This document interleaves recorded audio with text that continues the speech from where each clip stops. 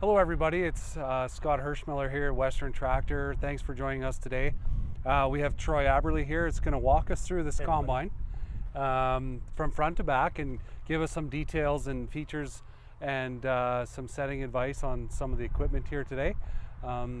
Troy, would you like to say a few words? Yeah, no, thanks for everybody for taking the time to check us out on this video, and let's get started. We'll go front to back and walk through and show everybody some key features. So we're going to show the S680 combine for this particular video with the 615P pickup. And so what I just wanted to show everybody and Scott here is just some of the things that we talk about with our customers and things that are going to help you prevent having downtime and whatnot. So one thing is definitely to understand is these gauge wheels are meant for being a gauge wheel for when you go on over uneven terrain, and they're there to protect the pickup. The pickup technically gets set by a bolt setting in behind here, and you set that height so that your wheels are just off the ground and the pickup's doing its thing at the depth you need it to. What's really controlling that is where we have the airbag system here that's holding up the pickup, and all of that suspension is actually riding right on there. I want to point out a maintenance point. This here does have an inflation spot here that you use any air compressor for. It's just simply an airbag that the whole pickup rides on for its suspension. And what it is we go here and we pump it up enough to where this bar lifts up, and you want this line, this slot, to be even with that bar, okay? Can you show me really quickly on the same pickup what it would look like if it wasn't calibrated properly? For sure. If we come over the other side, we've purposely made this look obviously so that it's completely different. But on this side here, Scott, the bar is here and the gauge line here is here. And so what we've done is I've purposely taken all the air out so there is no suspension to this pickup at all. But just to show people, it's simply, well, that one's pretty heavy, but that is what makes it go up and down and then does that. So something else to point out is this here, if your header doesn't calibrate, your pickup doesn't calibrate, it's because the electronics are out of calibration 0.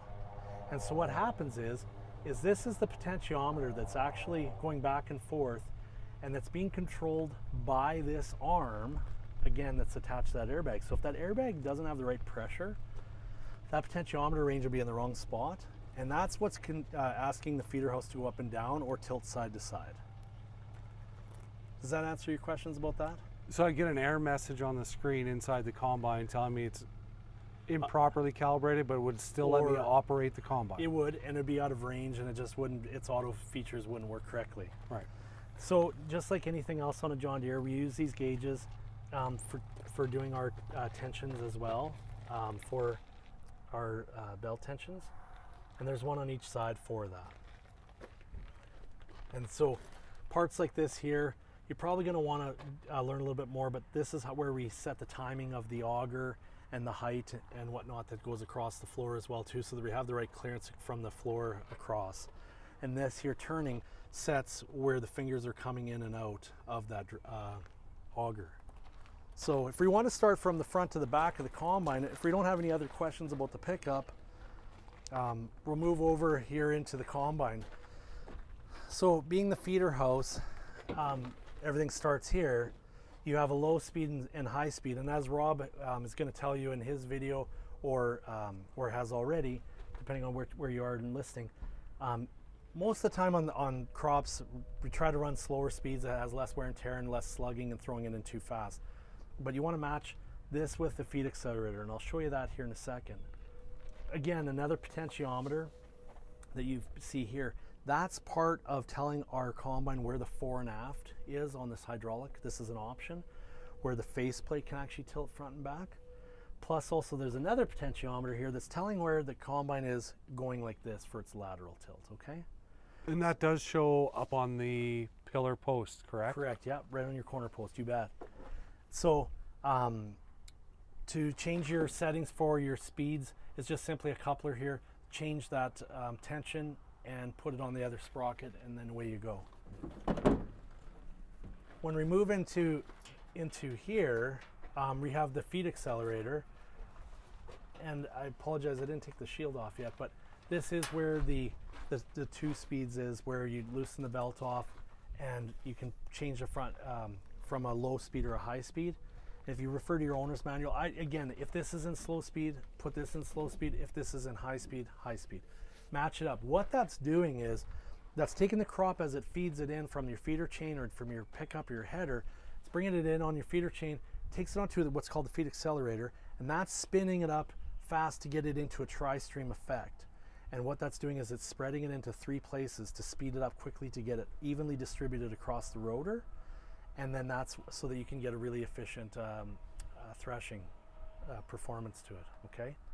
This here, before we leave, this is the stone trap here, the handle, and there is a safety ring in here that you can take off, and then you open up your stone trap and then keep that cleaned to make sure that your combine's protected. You can get, just so everybody does know, you can get an extended rock trap containment, so that if you need more room and you have a lot more product or stones that you're worried about, you can actually get it so that it makes that area larger. Okay? That's probably one of the most avoided things we see when people bring their combines in for inspection, is the rock trap is right full from the whole season. Nobody's been checking and cleaning that out. Yeah, you almost should. It should just be part of what you're doing. The other thing to realize too is people have asked, why is the handle on this side of the combine? The reason is actually a safety issue, because it wants you to be able to get out of the cab and walk around and make sure that the combine is completely shut down. I do know of an instance where someone actually was standing here, opened that up while it was still spinning, and got injured from it being a moving object. So, do you have any other questions, Scott, about that part? No? How is this feeder house a little different? We're going to talk about some other combines later. How is this feeder house dimensionally different, and options on this feeder house versus a 9770 or say a 670 of a right, so this is year? Capable of doing the 45-foot headers. It's got a stronger frame, stronger cylinders. It does have the 4.5 tilt. It is an option. Same with Contour Master is an option as well. And so when you're doing that, you do have those options. Most people now that are buying say a 2016 and up, probably would be fair to say, are getting a full optioned feeder house on there. That allows you for on the John Deere straight cut headers, like the flex headers, whether it be a flex draper or a rigid auger, a flex auger header. So if you get those, they don't have an adapter like the MacDon headers and whatnot have, where you had the 4.5 tilt. So this here allows you to tilt your header down and get more, picking up more of that lodge crop if you need it. Right, or low enough also to get crops like lentils. Yes, yeah, and lets you change that angle. So there's that. So as we move along back here, what we do have is here's your cleaning fan here. Same thing on the newer ones, I'll be able to show you on the 700 series, but this here still use a worm gear. That changes your speeds. This here is your moisture tester. And so what that does, this is probably full of grain because it doesn't get cleaned out all that often. But as part of your maintenance, you do this. You don't have to do it all the time, but just simply that auger. And so what that does is it's simply just grains coming down, sits in front of this sensor, reads its moisture, the auger augers it back up, and drops it into your elevator, and away you go. So one of the most common questions about this setup is how often does it read, or how often can I get a reading? So you have settings in the cab, and you can change how often you do want it reading. And it is fairly continuous, but you can change that if you need to as well. So we'll move here into the active tailings return. Some guys are going to call it a rethrasher. So what that does is this here has a setting from corn or wheat. It's in corn right now. The combine could have done corn last, or it could have done canola. If you don't want a lot of really aggressive threshing in there and milling up your returns, just put it in that setting into the corn, and it allows for more room, and it's not so aggressive on it. Okay, pretty maintenance free. There were update kits and whatnot from like 2012s, 13s. There was different things. So if people do have any problems or any questions about that, you definitely can go ahead and check with the service department and make sure that your combine has the latest drives and things like that. One of the other most common questions I think we get as salespeople is, this combine looks different on this side compared to the 670 combines. Right. So the 670 still uses the traditional return elevator that goes up and threshes its returns or unthrashed material back into the rotor chamber, whereas this one here is doing that right here.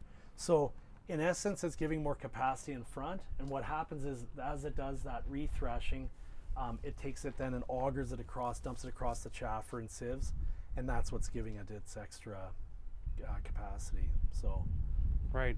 And I think question. as we move to the back here, I see something that's sticking out the side of the combine, and it kind of looks like a big chute, like it's firing something out the back. Is that your exhaust, or what is that, Troy? This here? Yeah. So yeah, you know, people think this is for chaff distribution. The main purpose of this is airflow. So the combine does have a pile of suction to it and has a need for it to escape air because there's that much going on. This does have chaff and dust, obviously, but that is to make it come out.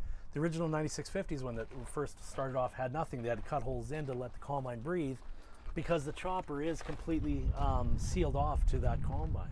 Right. And the other thing we always get questions is exactly why is there piping here, and where does it go, and why does it go up? So great question. So there's a fan right here. This fan is running and sucking air, and it's blowing off the back of the tailboard, so you never have dirt and chaff built up. There were fires and things like that from back in the early days of the combines who didn't have it, so that does clean off, and that comes with any of the combines today, the S series. While we're here, Scott, I'm just going to also point out this is the large rubber package in dual configuration. So this is the 750 65 R26s, and then those are the 650 R38s. And you can get large singles, or you could go down into 520s, 580s, different size duals and smaller back tires. But that is our typical big rubber package for least compaction and best stability. Right, stability for things like the 40-foot header. Yeah, and right. For hills and things. I think we have customers too that use 45-foot headers of different brands too, and they like to have the big duals. Yeah, it's a lot of weight on the ground, helps for seating. That's the thing, the combine does such an important job that way. What I am going to point up to you guys here is that adjustment right there on that door. It's got a slot in it like a moon. What that does, nobody really knows what it does often, but if your combine is ever running hot, you can actually have the adjust the pitch on there, or that bar, so that it can suck in more air to cool it down more. And so what that does is most people keep it closed off because it takes a lot more power when you're pulling in a lot more air. So if you are on really hot days, you could open that up. It just simply opens up that plastic shroud to have more air. So what can you tell me about this tailboard? I've seen a few different styles of tailboard. So there's three. Right. One's a power cast, Yeah. which is noticeably different. And then the premium chopper with wind compensation and the little tail wag that we're known to see on these combines. For sure. So this one's our premium chopper. What this is designed to do is to be able to spread chaff and drop straw at the same time. Again, like I said, with continuous cropping, number one thing on the farm for that is this, because as you're dealing with your chaff management or straw management, that's what's going to determine whether or not you have good year seeding, especially without harrowing. What this does is that door drops from in the cab, you press a button, it drops it down, and the straw comes out into a windrow here. The chaff then comes out both sides, and yes, with wind compensation, runs actuators. It actually turns and speeds these up and down depending on where the wind is. Right now we have the wind coming out from behind me. We could fire more of the chaff into it so that we get a wider blanket that evens it out properly. Right. And so which chopper would you recommend on the back of the combine, and which settings would you recommend for people that were looking at maybe doing some baling off of one of these? So then this is going to be the ultimate chopper. PowerCast tailboard is just simply two plastic rotating flappers that are spreading that product in and out. And then what happens is, but you are dropping your straw and chaff at the same time. So if you can't get it baled up like right away, you are going to get chaff trails underneath, and it is going to harm the texture of your soil, which is going to give you less seed to soil contact. What you want to do here is this is by far our most popular chopper, but if you're not spreading, if you're not dropping straw, either will work fine. And you can also get the regular old school chopper, if you will, with just the fins and the manual tailboard. Right. Less So maintenance. when we were looking at options as far as building a combine, what would something like this price be versus versus the PowerCast tailboard? How much of an increase is it worth the investment to certain people? What types of it's crops? only a few $1,000s, right? And so you're going to be able to get that much more benefit on it, especially if you're dropping straw. And you should have this or PowerCast tailboard for anything over 35-foot headers too, in my opinion. So if we come around here, this here to add to being able to control this chopper, we can slow it down or speed it up with a planetary. This speeds it up, or sorry, slows it down in that, and then in high, now makes it go faster. Okay, so it does have a planetary in there. Would we use that for thicker straw on certain days, or depending on what spread? I try to keep it on high all the time. It does rob a lot of power, a chopper does, and dull knives and hammers definitely rob a lot of horsepower. Like I've heard estimates of over 100 horsepower, and it's incredible how much power a chopper of that size. So Scott, if we just also take a look over here, this here is where we set our knife bank, okay? So I'm just gonna put this back up. Down here, we loosen this off, and this here is what moves our knives in and out. So if you want to be as aggressive as possible, but some guys don't, they want a little bit longer straw, maybe a little more power, then leave it out. But that's really your knives. Everybody thinks that your knives are the hammers, and they're not. This is actually where it's cutting. And so you just put that in, tighten it up, and then away you go. So this here also, while we're down here, is where your pads are for your loss monitor. There's one on each side for your losses. So same thing here, you have that chute for letting it breathe. We also have a door here to inspect inside on your chaffer, and then we have your lights and your chopper up and down and lighting again, and you have all your lights, and then you can also control your sieves and chaffer this way. If we can just pop those covers open, please. And one question I had about this combine versus some of the other ones we've been moving around and having a look at, and we get asked a lot, is how do you know what side of the combine you're going to? Turn the battery on. Yeah, so good question. So on the older Legacy series, they were on the right side. John Deere's tried to make everything so it's all as convenient as possible. So your boosting posts and your switch is all right there to turn off your master power switch.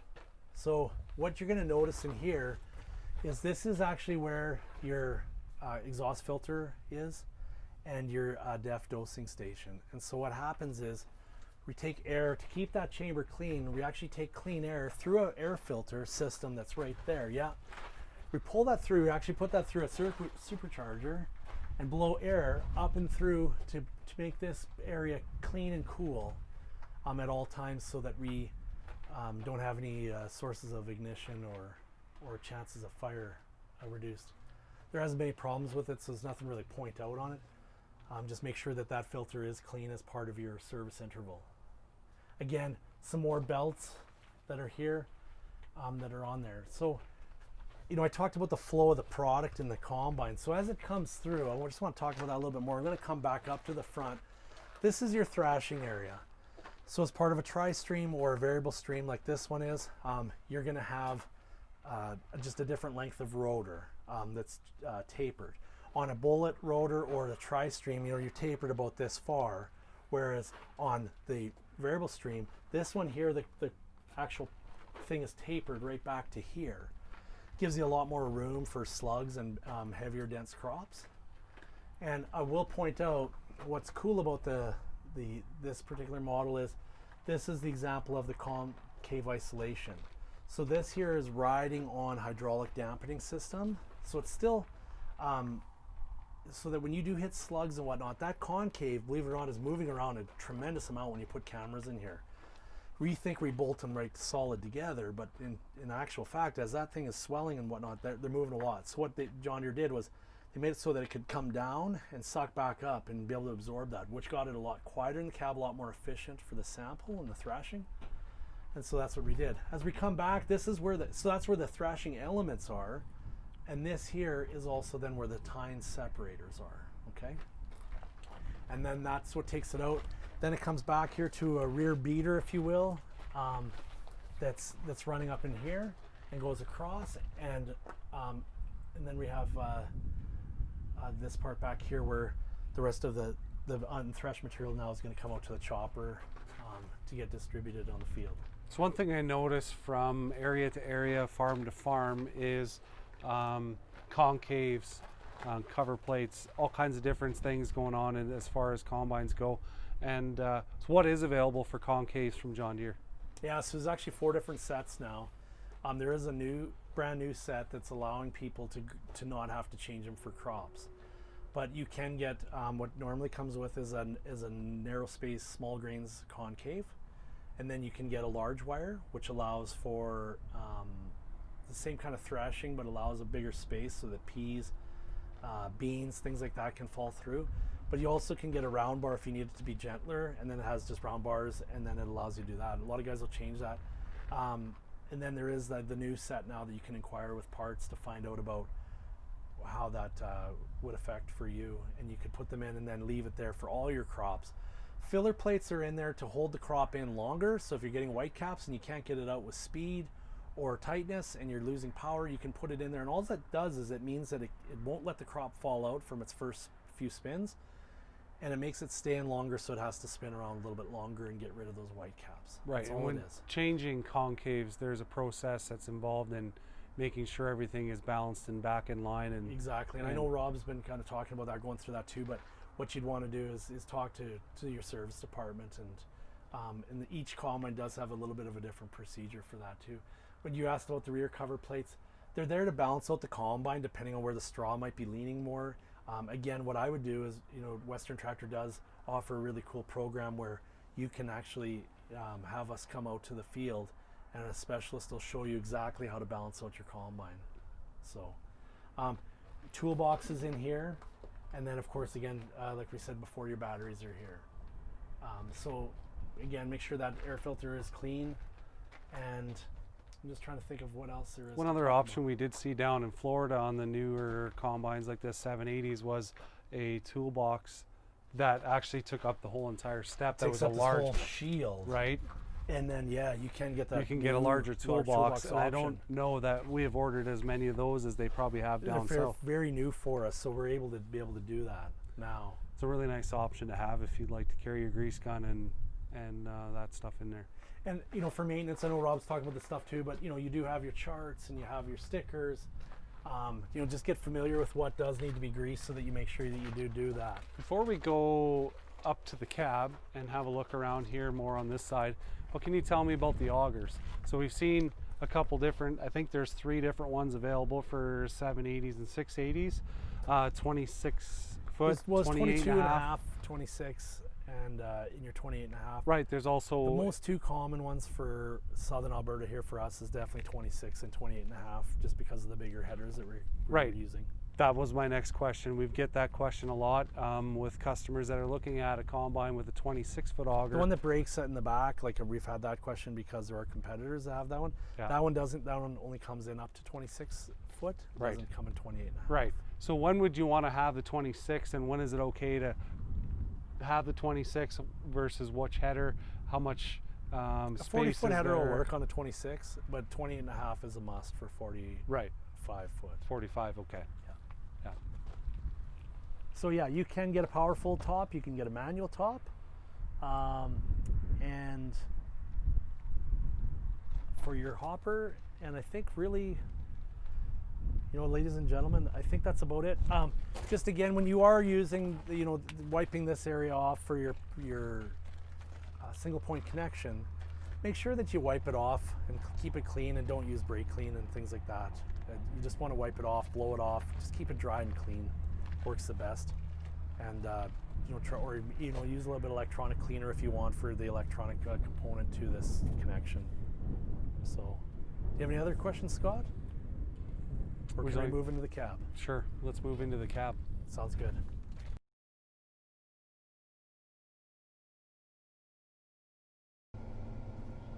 Hey everybody, it's Troy here again from Western Tractor.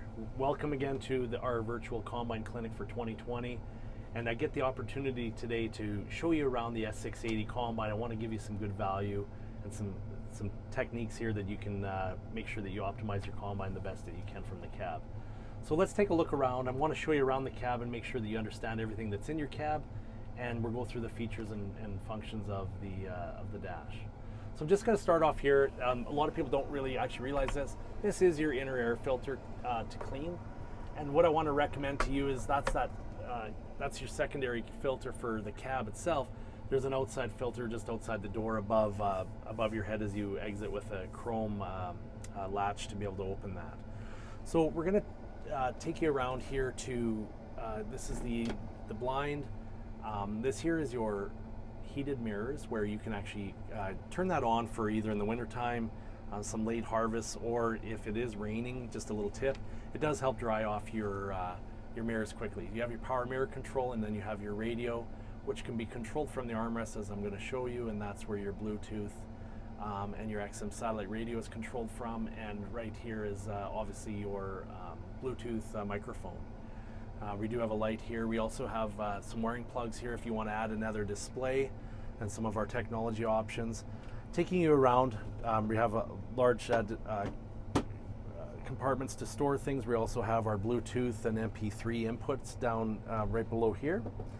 And then in here is actually where we store the operator's manual of the Combine. Is all tucked away neatly in here for your convenience and to keep it out of the way and stored safely. And so what I also want to do now is just take you over to the steering wheel control where we do have our horn and we have our lighting controls and our windshield wiper with windshield washer fluid. We do have our two tilt spots, one being here and then one being on the floor for the main tilt. And then you'll also notice that we do have foot pegs to rest your feet here now as well too. And your brakes, please make sure they are coupled for road transport. Remind your drivers because that will save you an accident. So as we come over here, I'm going to start off with the hydro handle. Now the hydro handle in this particular model is unique in the sense that it does have the extra buttons in front, and those extra buttons are there because those are controlling your feeder house tilt. And on the newer models, we do have that tilt where we're able to actually tilt that feeder house to what you need. People with stripper headers, flex headers, and pickups, you can do different things, of course, on there. We do have our deluxe header height controls, just like we've always had in our auto steer resume button. So we have our auto steer, and then we have the height selections here. Now those height selections are programmed only when the header is engaged, and then that'll put it back to a memory, and then you can use your controls for your auto header height here to be able to up and raise and lower that header. This is for your reel control and or your deflector for your pickup that we have here today, and this does your contour master side to side and your up and down. Okay, this is your unloading auger controls for your swing and your on off. This is your panic button, so if the separator is engaged and you need to urgently shut the Combine down, just give it a hit and you're good to go, and then it quickly engages that safety feature. Okay, so let's go into this part of the dash. As you saw me, I was controlling the header clutch here, and that is also where your reverser is that you pull back to reverse the crop and product from your feeder house and your header. And then we also want to take a look at the main clutches right here and just simply push down and engage.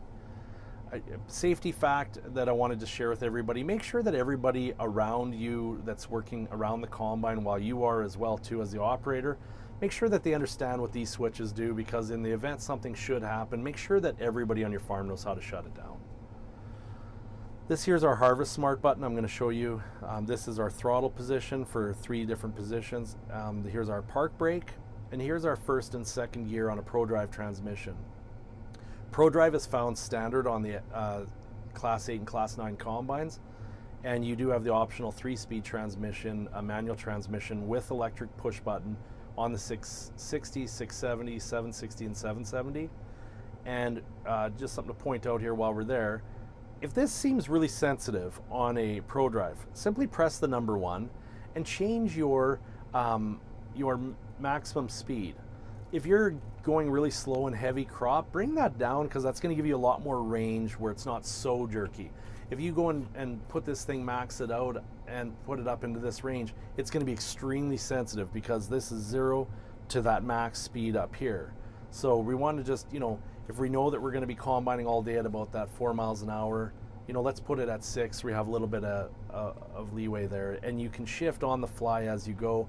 Same thing, you could actually control that top speed for that there. So we do have our diff lock. If for steering, make sure you're turning, you won't be able to use your diff lock, but turn that on or off. It's there in case you need the extra traction. This is your transport button. That transport button locks it out so that you can't use any of your hydraulics, and it makes it safer for going down the road. On the newer combines, it actually also idles down your engine to save fuel. These are your header height control and your dial speed, which is going to control that header operation and be able to help you select the speed based on your ground travel. I'm going to start right in here. We're going to go with this is your radio controls, that you can control the radio from here and press mute. You can also control your phone. If you press that, you can actually start dialing your phone right on the screen.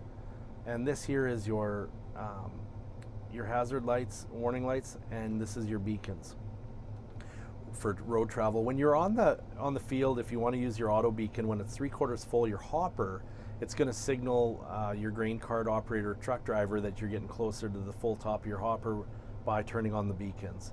These are your stubble lights that are going to shine more light off of your header and allow you to see what progress you're doing in the dark between your header and your cab. So these buttons here are simply just to control hotkeys that are on the screen, and you can also then be able to, you got your home and main menu, cancel, and your accept button. So let's go into here right now, where this is our header button. Now today I only have a pickup header, but if you did have a flex header or draper, as you press this, you're going to be able to go through the different options that it gives you, whether it be for cutter bar pressure and different modes like that.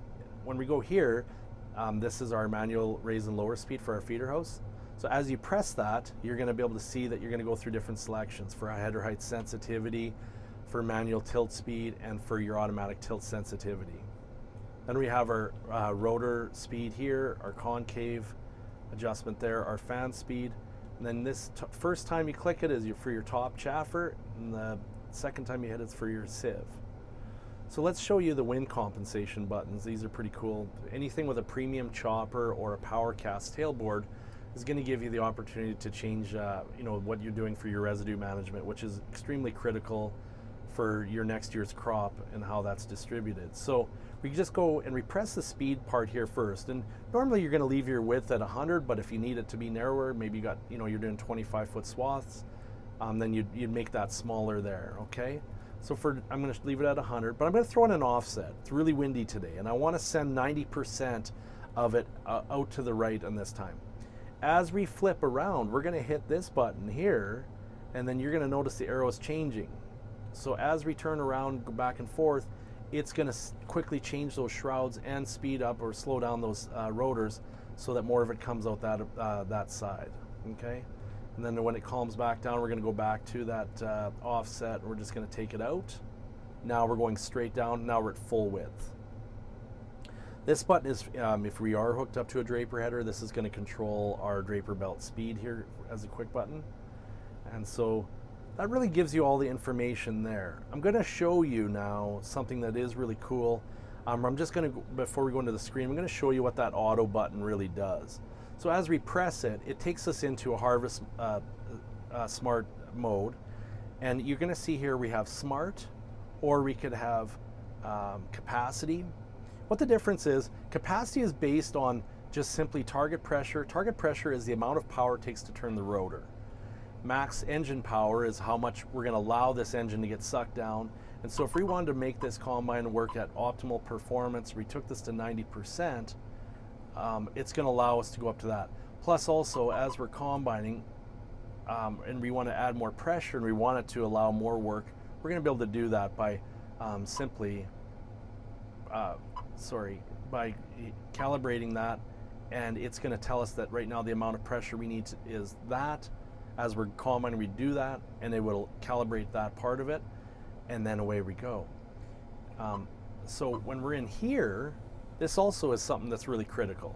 And for most of this, it's easier to show you in the field, but what I want to show you is, if you're doing 3.5 or 4 miles per hour combining for average speed, and you know there's those weaker spots that the combine could gain some extra spot, but put in that maximum speed so that you know, because if you have that at 12 miles an hour, this combine, if it feels empty, will take off.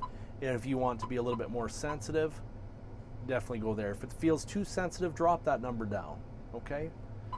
What smart mode is, though, is really cool. Smart mode is using that target pressure, using the maximum engine power limits, keeping all that in check, but it's also using your harvest loss monitor. And that's something very key. And I'm going to show you how to calibrate that here in a minute. But when you do all that, it's going to then allow you to fill up these pies.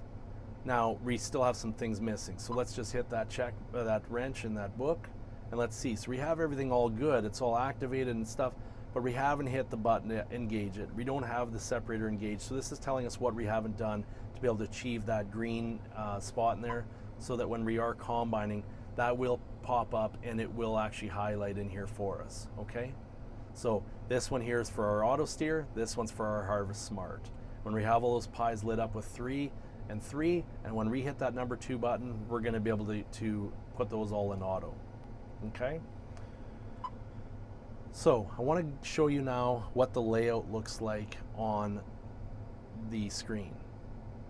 So here we can control the display, and here's where we can do our brightness.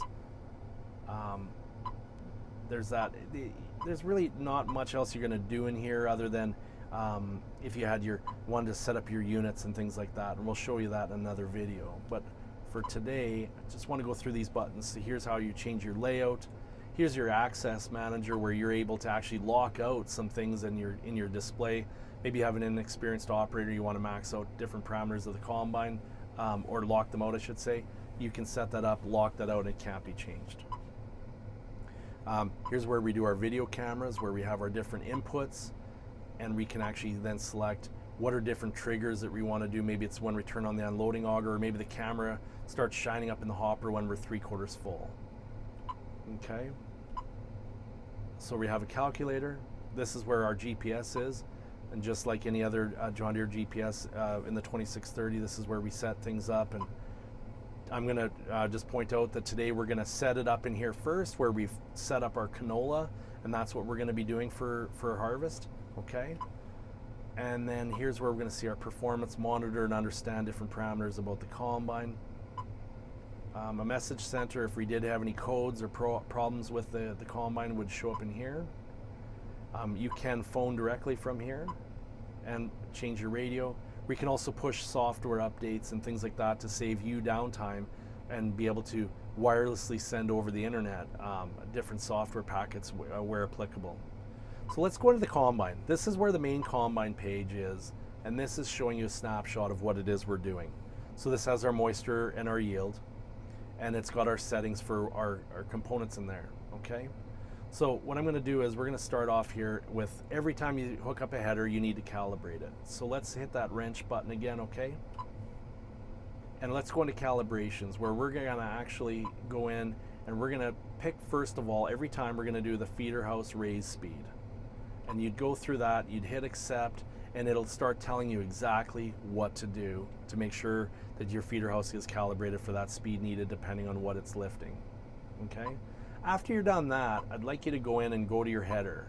Now, the header, no matter what header it is whatever components it needs calibrated, it'll figure that out too, depending on brand. But for John Deere, there's a lot of components that are electronic, and so you're going to be able to do that and go through that calibration, and it's going to tell you exactly what to start doing right off the get-go, okay? I'm going to abort this one,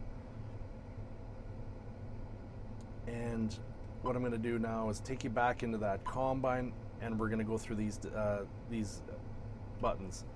This here is where we can actually pick whether it's a wet or dry yield, and we can see just a brief little snapshot of what has been set up and what it is that the combine's producing for a product.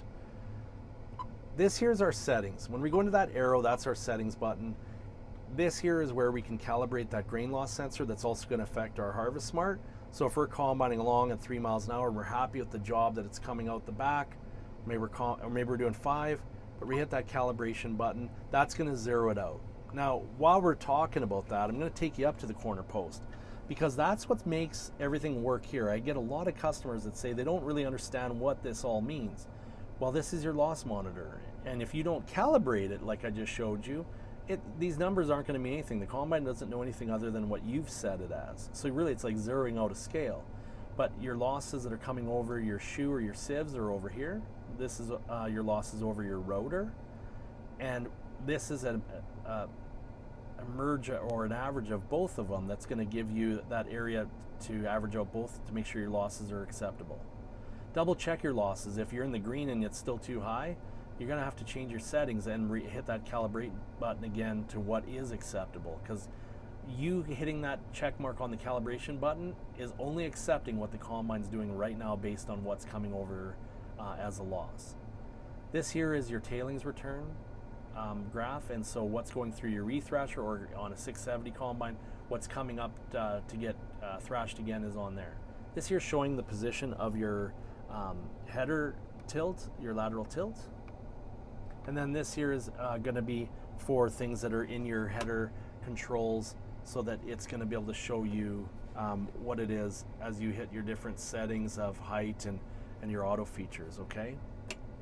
This is your miles per hour, and this shows you your park brakes on, your RPM of your engine. This here is your which gear you're in, whether you're in first or second on a Pro Drive. Even now on the 3-speed transmission, that shows up as well. This here's your power meter. To be optimal, you want to be up in right on the line there between green and yellow. That's where your peak performance of your combine is going to be and the most use of your fuel. And so this here's your engine temperature, this is your fuel level, and your diesel exhaust fluid level. So let's take you back into that combine settings page again. So we've got now also this is where our chop to drop door is controlled. On a premium chopper, you do have the ability of, from the cab, opening up a door that's going to allow you to make a swath of straw and spread your chaff at the same time. You just simply hit that button, and once it's now it's opened that door, it grays it out, and you know it's done.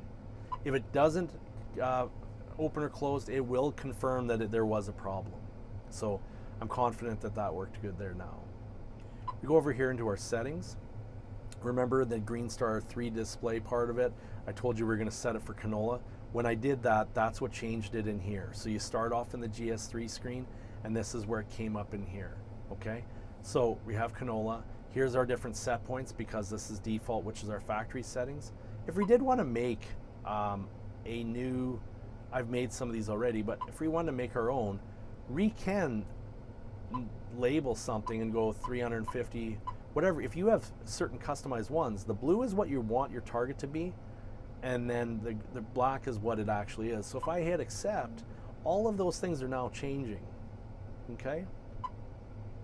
So in that, if you want to make a new one, you can just simply go new, put in your settings, then when you hit accept, it's going to ask you for a name, hit accept, and now every time you come back there, you can just go to number 5 or whatever if you want to put a name, and that's going to go back to the settings you asked it for, okay? This is where we put in our correction for our moisture monitor. If you're checking the moisture with a meter or at the elevator or portable device, then you can put in those corrections to make that moisture meter work perfectly. You can also turn on and off an alarm so that if you do get into tough grains, it will alarm you and make sure that you understand that. I'm going to talk about here, this is our wizard that helps people be able to improve their thrashing performance. Now, for some people, they're not sure what to do, they can't find it in the manual, and they want to get some answers before they go and look embarrassed. And so I recommend everybody show your operators where this is. So let's just go in the hopper. You can pick, out the back, or different things, grain loss, straw condition, grain quality. So let's just go with grain quality for this. So let's just say we have unthrashed material. We hit next. And what it's going to do is it's actually going to tell us decrease the clearance of the concave. And so we can hit accept, and it's going to change it then automatically. And so it's doing that right now. It was already telling us that the next thing that we were going to do is going to be to change the RPM. But now it's looking to see if we had a positive or negative impact from that change. And if we say, you know what, it looks good or it doesn't look good, we can tell it that, and it'll take us to either the next step or it'll finish.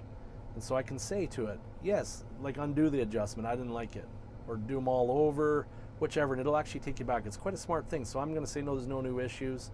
Let's just please continue. So it's a really handy tool. That same thing can also be found in your cell phone under the John Deere app for Harvest, Go Harvest, and that'll help you as well. So back to the combine in there.